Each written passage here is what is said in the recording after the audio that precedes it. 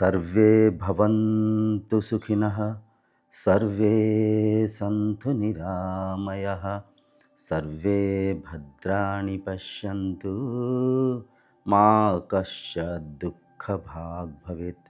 ओम शांति शांति शांति। ओम गुरुभ्यो नमः। ब्रह्म तत्व सत्संग कार्यक्रम में आप सबका स्वागत है।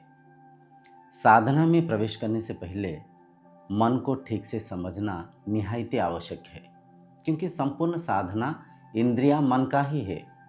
तो आज हम मन के 4 अवस्थाओं के बारे में समझेंगे। जागृत अवस्था, स्वप्न अवस्था, सुषुप्ति अवस्था और तुरीय अवस्था। इन 4 अवस्थाओं को गहराई से आप अगर समझ पाएंगे, साधना बहुत सरल हो जाएगा। सबसे पहले तो जागृत अवस्था। जागृत अवस्था माने जगे हुए इस संसार को देखना। उस अवस्था को अगर आप परखेंगे, इंद्रियां बहिर्मुखी है। 5 ज्ञानेंद्रियां जो है, जिनके माध्यम से हम भौतिक ज्ञान को ग्रहण करते हैं, ये 5 ज्ञानेंद्रियां बहिर्मुखी है। आंख खुला हुआ है, भौतिक दृश्य को देख रहा है। आंखों के द्वारा जो भी दृश्य को आप देख रहे हैं, यह तमाम दृश्यानुभूति मन के रूप में मस्तिष्क में संग्रहित हो रहा है। जो भी आप चर्चाएं कर रहे हैं, शब्दों को सुन रहे हैं, कर्नेंद्रिय के माध्यम से जो भी अनुभव को अनुभव कर रहे हैं, वह अनुभवों की स्मृति मन में संग्रहित हो रहा है। मतलब कान बहिर्मुखी है, घ्राणेंद्रिय आसपास की गंध सुगंध को ग्रहण कर रहा है। जिह्वा मतलब जो कि स्वादेंद्रिय है, वो भी बहिर्मुखी है। त्वचेंद्रिय, त्वचा, वो भी ठंडा गर्म की अनुभूति को ग्रहण कर रहा है।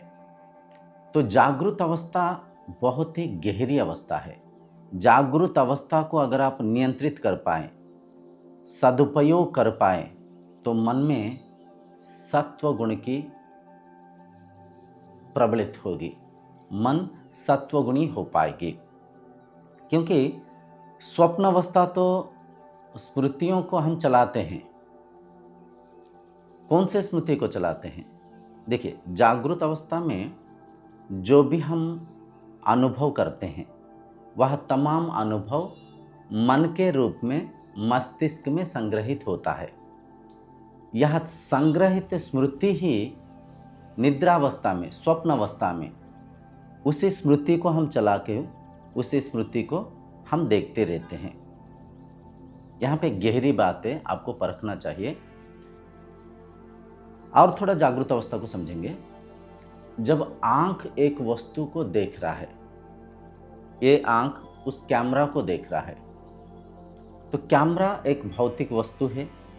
वह वस्तु आंखों की लेंस माध्यम से रेटिना के ऊपर प्रतिबिंबित हो रहा है। रेटिना के साथ कुछ न्यूरॉन्स, कुछ नर्वस सिस्टम माइंड के साथ कनेक्टेड है। तो माइंड में यह स्मृति संग्रहित हो रहा है, और मन में जो स्मृति था, वही स्मृति जागृत होके इस शरीर को दर्शा रहा है या तो समझा रहा है। ये एक कैमरा है। अनुभवों की स्मृति को माध्यम करते हुए हम भौतिक वस्तु पदार्थ को परखते हैं। भौतिक अनुभव ही मन के रूप में मस्तिष्क में संग्रहित होता है। तो इंद्रियां, मन एक दूसरे के ऊपर निर्भर है, एक दूसरे के बिना अधूरा है। इस बात को ध्यान में रखना चाहिए। हिंदी भाषा को सुनते हुए आप समझ पाते हैं क्यों इस भाषा के साथ मन परिचित है, मन समझ पा रहा है। मस्तिष्क में इस भाषा की स्मृति संग्रहित है।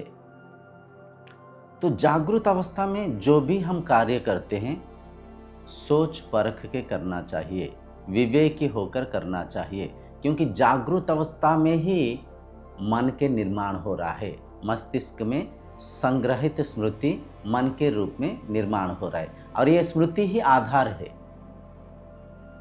आशा करता हूं समझ पाते होंगे। तो अभी जागृत अवस्था से हम स्वप्न अवस्था को जाएंगे। स्वप्न अवस्था जो कि निद्रावस्था है, निद्रावस्था में होता क्या है, शरीर स्तब्ध होकर सोया हुआ है, इंद्रियां अंतर्मुखी है, आंख बाहर की वस्तुओं को देख नहीं रहा है, आंख बंद है, साथ ही साथ कान भी बंद है, नाक भी बंद है। इस बात को हम हर दिन अनुभव करते हैं। इसे अगर आप परखेंगे आप समझ पाएंगे। जब सोते हैं, बेड के ऊपर आप गए, लेट गए, आंख बंद कर लिए, तो धीरे धीरे ज्ञानेंद्रियां अंतर्मुखी हो जाते हैं। नाक सुगंध को ले नहीं पाता है, समझ नहीं पाता है, क्योंकि नाक भी अंतर्मुखी हो गया। स्पर्श भी नहीं रहता है, स्पर्श नहीं रहता है, आंख को कुछ दृश्य दिखाई नहीं दे रहा है। तो क्या इंद्रियां अंतर्मुखी है, मन में विचार चल रहा है, मन में विचार चल रहा है। जो जागृत अवस्था में हम स्मृतियों को संग्रहित करके मस्तिष्क में मन के निर्माण कर रखे थे, वही स्मृति विचार कर रहा है। उस विचार को ही आप स्वप्न के रूप में देख रहे हैं। तो यहां पे एक गहरी बात को परखना चाहिए, आप कहां पे है, आप बाहर है या आप अंदर है। ध्यान से परखिए। इस बात को अगर आप समझ पाए, आप इस बात को भी पकड़ पाएंगे, आप देह नहीं, आप आत्मा है, आप शरीर नहीं, आप ब्रह्म है, आप डिवाइन एनर्जी है। तो देखिए, जागृत अवस्था में भी आप अंदर ही देख रहे हैं, बाहर कुछ भी नहीं, सब कुछ आपके अंदर है, सब कुछ आपके आधार में टिका हुआ है। जागृत अवस्था में भौतिक वस्तु पदार्थ को कहाँ देख रहे, बाहर देख रहे, बाहर सुन रहे हैं, बाहर लग रहा है, लेकिन सब कुछ भीतर है, आपके अंदर है। कोई भी भौतिक वस्तु पदार्थ को चक्षेंद्रियों के माध्यम से मन के द्वारा, ध्यान दीजिए, मन के द्वारा ब्रह्म रूपी आप ही देख रहे हैं, स्वाद को चख रहे हैं। कभी कभी व्यवहारिक भाषा में हम ऐसे भी बोल देते, देखिए थोड़ा सा इस दाल में नमक है क्या, देखिए। देखिए मतलब चखना भी एक किस्म की देखना ही है। कहाँ पे देख रहे हैं, मन के द्वारा, मन के ऊर्ध्व में, मन के ऊपर ब्रह्म स्वरूप, आत्म स्वरूप आप विद्यमान है, और मन के तल पे, इंद्रियों के तल पे विषयों को परख रहे हैं, उनके भोग्य विषयों को परख रहे हैं। तो जागृत अवस्था में भी आप अंदर ही हर चीज को महसूस कर रहे हैं, अनुभव कर रहे हैं। अंतरात्मा के रूप में, मन के साक्षी के रूप में, मन के ऊर्ध्व में रहते हुए मन को परख रहे हैं, मन में हर एक इंद्रियों की विषय को परख रहे हैं। और दूसरा, स्वप्न अवस्था में भी वही हो रहा है। स्वप्न अवस्था में इंद्रियां अंतर्मुखी है, मन में जागृत अवस्था में संग्रहित स्मृति चल रहा है, उसी स्मृति को ही मन के ऊर्ध्व में, मन के साक्षी के रूप में, मन के दृष्टा के भाव में, मन के परे आप उस विचारों को देख रहे हैं। उस विचारों को ही स्वप्न हम कहते हैं। स्वप्न अवस्था को भी मन साक्षात दर्शन करता है, साक्षात देखता है। और स्वप्न देखते समय स्वप्न को सच मान के हम सब देखते हैं। स्वप्न को कभी हम सपना के तौर पे नहीं देखते हैं, मिथ के तौर पे नहीं देखते। स्वप्न देखते समय भी स्वप्न को सत्य मानते हुए जेहेतु देखते हैं। स्वप्न देखते समय कई लोग रो पड़ते हैं, कई लोग चीखते हैं, चिल्लाते हैं, कई लोग बातचीत करते हैं, बड़बड़ाते हैं। तो वहाँ पे बातचीत क्यों कर रहे हैं, वहाँ पे रो क्यों रहे हैं, हंस क्यों रहे हैं? क्योंकि स्वप्न को देखते समय, स्वप्न को देखते हुए दृष्टा स्वप्न को सच मान के देखते हैं, साक्षात सत्य मान के जेहेतु देखते हैं, वो प्रतिक्रिया करते हैं, हंसते रोते रहते हैं। तो आशा करता हूँ स्वप्न अवस्था को आप समझ पाए होंगे। स्वप्न कुछ भी नहीं है, जागृत अवस्था में संग्रहित स्मृति विचार के रूप में मन में वृत्ति चला रहा है। उन विचारों को ही, उन जागृत स्मृति को ही आप दृष्टा के भाव से मन के ऊर्ध्व में रहते हुए मन में चलती हुई विचारों को स्वप्न के रूप में देख रहे हैं। तीसरा अवस्था सुषुप्ति अवस्था, स्टेट ऑफ डीप स्लीप। आप खोए हुए सोए हैं, गाढ़ निद्रावस्था, जहां पे जागृत संसार नहीं, मन में विचार भी नहीं, मन में स्वप्न भी नहीं, स्वप्न रहित अवस्था को हम सुषुप्ति अवस्था बोलते हैं। मन स्वरूप में समाहित है, मन ब्रह्म के साथ एक हो रखा है। सुषुप्ति अवस्था के अनुभव जैसा है, साधना में समाधि अवस्था भी तकरीबन वैसे ही है, थोड़ा सा फर्क है, तकरीबन वैसा ही है।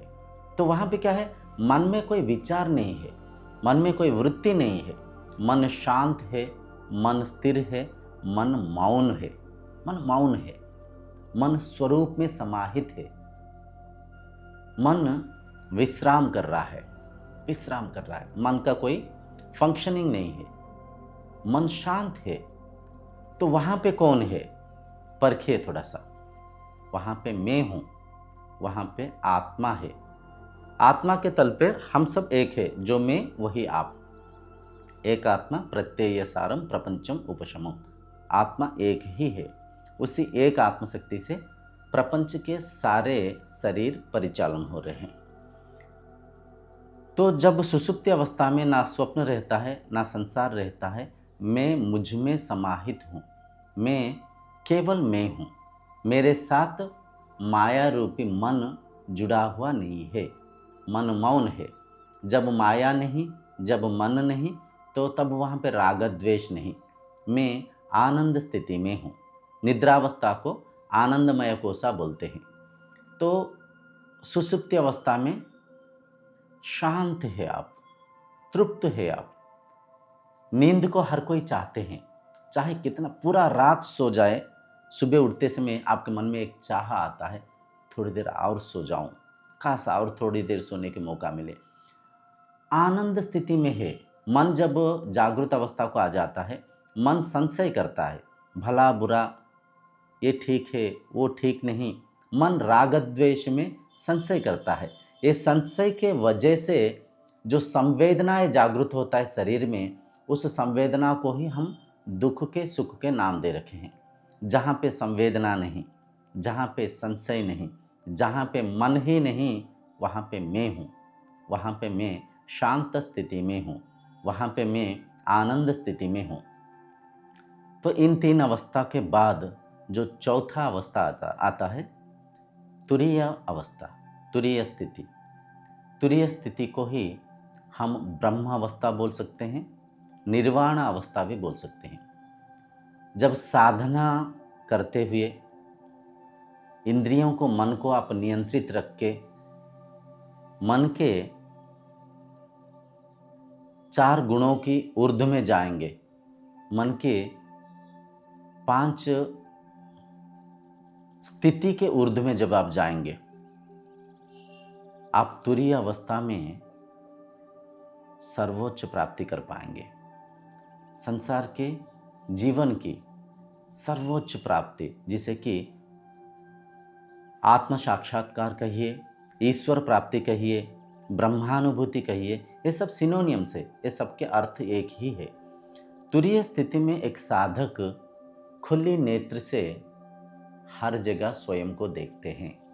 मैं ही हर किसी में हूँ, मैं सत्य हूँ, मैं नित्य हूँ, मैं असीम हूँ, मैं अपार हूँ, मैं अनंत हूँ, मैं ही संसार के हर कण कण में समाया हुआ हूँ।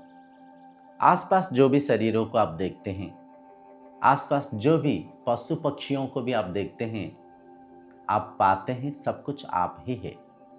जो शरीर को भेदभाव से हम पहचानते थे, जो सीमित शरीर को स्वयं मानकर अविद्या अस्मिता से हम पार्थक्य कर रहे थे, भिन्नता में कहीं पे ऊंच नीच, ज्ञानी मूर्ख, इंसान पशु पक्षी, ऐसे जो भेदभाव कर रखे थे, तुरीय अवस्था में ये तमाम भेदभाव मिट जाता है, एकता आ जाता है। समदृष्टि आ जाता है। आप देख पाते हैं, अनुभव कर पाते हैं, हर जगह आप ही आप है, हर किसी में आप ही आप है। आपके अलावा किंचित भी कुछ भी इस संसार में नहीं है। उस अवस्था में मन तृप्त हो जाता है, जीवन धन्य हो जाता है, मन शांत हो जाता है, मन तृप्त हो जाता है। आपको और कुछ बनने की आवश्यकता नहीं है। हर कण में, हर रूप में, हर शरीर में आप ही आप है। आपके अलावा किंचित भी, थोड़ा सा भी कुछ भी इस संसार में नहीं है। देखिए साधना कितना बड़ा प्राप्ति है। इंसान हर हमेशा कुछ बनने से इज्जत मिलेगा, कुछ नौकरी प्राप्त करने से, कुछ धन संपत्ति को, कुछ पद पदवी को इकट्ठा करने से ही शायद प्रशंसा मिलेगा, शायद सम्मान मिलेगा, शायद शांति मिलेगा। ऐसे सोचते हुए, ऐसे मानकर जीवन की इस रेस में भागते रहता है। परंतु सत्य ये है, आप हर कण में है, आप हर समय थे, आप देश काल वस्तु से परे है, आप ही ब्रह्म है, आप ही आत्मा है। तो जब तुरीय स्थिति में आप साधना को माध्यम करते हुए पहुँचेंगे, साधना के सिद्धि वाला स्थिति, साधना के फल प्राप्ति वाला स्थिति तुरीय स्थिति है। हम तुरीय स्थिति के बारे में और गहराई से जब साधना के बारे में चर्चा करेंगे तब समझेंगे। अब केवल इतना समझिए, तुरीय स्थिति सिद्धि स्थिति है, मन के चतुर्थम मन्यन्ते, चतुर्थ अवस्था है, चतुर्थ अवस्था है जहाँ पे आप स्वयं को पहचान रहे हैं। मैं शरीर नहीं, ये सीमित इंद्रियां मन नहीं, मैं असीम ब्रह्म हूँ, मैं अविनाशी आत्मा हूँ। तो आशा करता हूँ आप समझ पाते होंगे। मन के 4 अवस्था है, जागृत अवस्था, स्वप्न अवस्था, सुषुप्ति अवस्था, तुरीय अवस्था। ये तमाम अनुभवों को, इन तमाम मन की अवस्था को जो ब्रह्म देख रहे हैं, जो आत्मा देख रहे हैं, जो निर्गुण निराकार अलेख अव्यक्त ब्रह्म जो देख रहे हैं, वह आप स्वयं है। जो ढूंढ रहा है, जिसे ढूंढ रहे हैं, वह दोनों एक ही है। अविद्या से, अज्ञानता से हम जीवात्मा अलग, परमात्मा अलग, मैं अलग, मेरे ईश्वर अलग ऐसे मान रखे हैं। परंतु सत्य आप ही ब्रह्म है, आप ही आत्मा है। आज के सत्संग को यहीं पे विराम देंगे। आज के सत्संग से इस बात को हमें सीखना चाहिए, जागृत अवस्था में मन को नियंत्रित रखना चाहिए, जागृत अवस्था में मन को विवेकी होकर विनियोग करना चाहिए। मन को अगर अच्छे दिशा देंगे, मन सत्वगुणी बनेगी और सत्वगुणी मन ही सही शांति में, आनंद में, इस संसार के रस को, आनंद को ले पाएगा। वरना मन अगर बिगड़ जाए, संस्कार अगर बिगड़ जाए, मन कभी शांत नहीं रह सकता है, मन कभी तृप्त नहीं रख सकता है, मन कभी स्वर्ग के सुख को नहीं ले सकता है। यहीं पे स्वर्ग है, यहीं पे नरक है। तो मन के जागृत अवस्था बहुत इंपॉर्टेंट है। सोच परख के विचार करना चाहिए। कहीं पे भी चर्चा कर रहे हैं, उस चर्चा को विवेक को विनियोग करते हुए करना चाहिए। खान पीन, जो भी दृश्य को टीवी से, मोबाइल से, इलेक्ट्रॉनिक मीडिया के द्वारा, कंप्यूटर के द्वारा जो भी दृश्य को देख रहे हैं, सोच परख के देखना चाहिए, क्योंकि वह दृश्य आपके संस्कार के निर्माण कर रहा है, वह चर्चा आपके संस्कार के निर्माण कर रहा है, वह विचार आपके संस्कार के निर्माण कर रहे हैं। तो जागृत अवस्था बहुत ही संवेदनशील अवस्था है, बहुत ही सेंसिटिव अवस्था है। उस अवस्था को अगर आप सही दिशा देंगे, शांति आनंद से इस जीवन को बिता सकते हैं। इसीलिए बोलते हैं हर दिन सत्संग करना चाहिए। सत्संग, सत्य की चर्चा, शास्त्र अध्ययन, सत्य की अध्ययन करना, स्वाध्याय, स्वयं के बारे में चर्चा करना, इंद्रियों के स्वरूप के, मन के स्वभाव के बारे में चर्चा करना। तो उससे क्या होगा? अच्छा संस्कार के निर्माण होगा। वह संस्कार ही जेहेतु इस शरीर को ये संसार में परिचालन करने में सहायक हो रहा है, तो अच्छा संस्कार के द्वारा ही हम आनंद स्थिति में रह सकते हैं, हम शांत स्थिति में, तृप्त स्थिति में रह सकते हैं। आज के सत्संग को यहीं पे विराम देंगे। अगले सत्संग में हम मन के 4 गुणों के बारे में चर्चा करके समझेंगे। ओम शांतिर्भवतु।